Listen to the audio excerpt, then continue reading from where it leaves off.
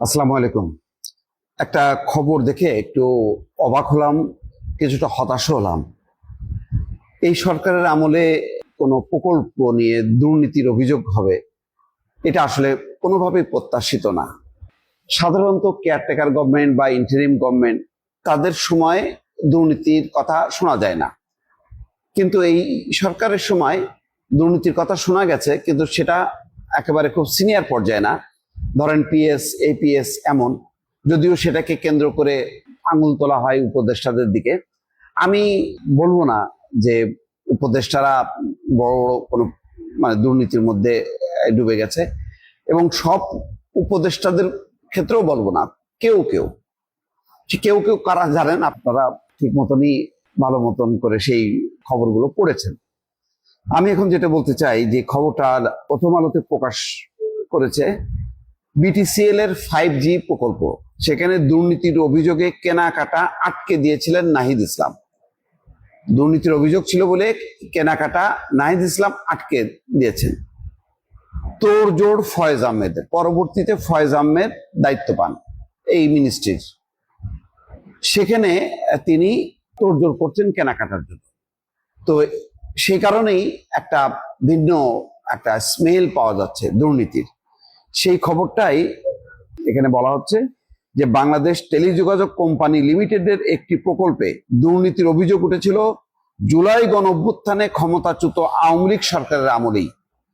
অন্তর্বর্তী সরকার গঠনের পর ডাক ও টেলিযোগাযোগ মন্ত্রণালয়ের তৎকালীন উপদেষ্টা মোহাম্মদ নাহিদ ইসলাম প্রকল্পের কেনাকাটার প্রক্রিয়া আটকে দেন, দুর্নীতির অভিযোগ তদন্তেরও ব্যবস্থা করেন। দুদক অনুসন্ধান শেষ হওয়ার আগেই এখন সেই প্রকল্পে যন্ত্রপাতি কেনার তোড়জোড় করছেন প্রধান উপদেষ্টার ডাক, টেলিযোগাযোগ এবং তথ্য প্রযুক্তি বিষয়ক বিশেষ সহকারী ফয়েজ আহমেদ তোয়েব। তার বিরুদ্ধে দুদককে প্রভাবিত করার অভিযোগও উঠেছে। বিটিএসএল এর ওই প্রকল্পে দুদক গত 9 জানুয়ারি অনুসন্ধানের সিদ্ধান্ত নেয়। এই জন্য দুদকের পরিচালক SM আক্তার হামিদ ভুঁইয়াকে প্রধান করে গঠিত 5 সদস্যের একটি কমিটি কাজ করছে।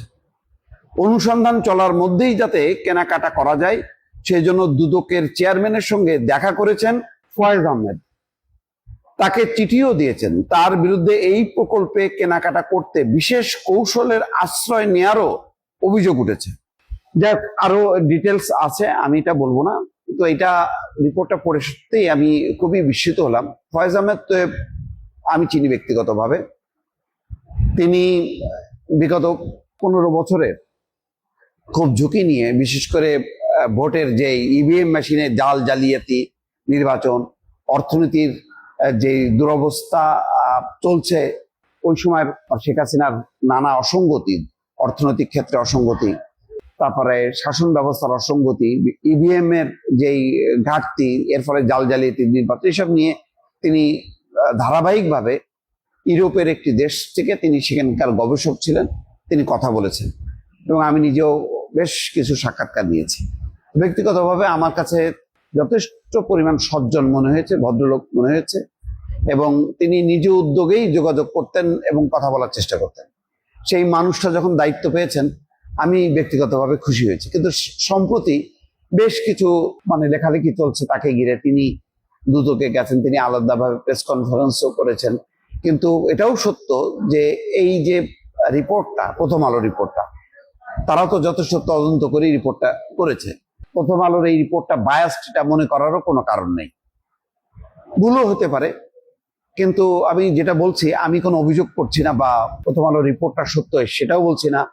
আবার ফয়েজ আহমেদ তোয়েবের যে অবস্থান, সেটাকেও সঠিক এই কথা বলছি না। কিন্তু আমি আমার ব্যক্তিগতভাবে একটা অভিজ্ঞতার কথা বললাম, যে যেভাবে আমি ওনাকে চিনেছিলাম, তার সঙ্গে এখনকার এই রিপোর্টের বিষয়টা আমি মেলাতে পারছি না, এবং সেই কারণে আমি খুবই দুঃখিত হচ্ছি, আমার খারাপ লাগছে। সেটাই আপনাদের সঙ্গে শেয়ার করলাম। দর্শক ভালো থাকবেন, আল্লাহ হাফিজ।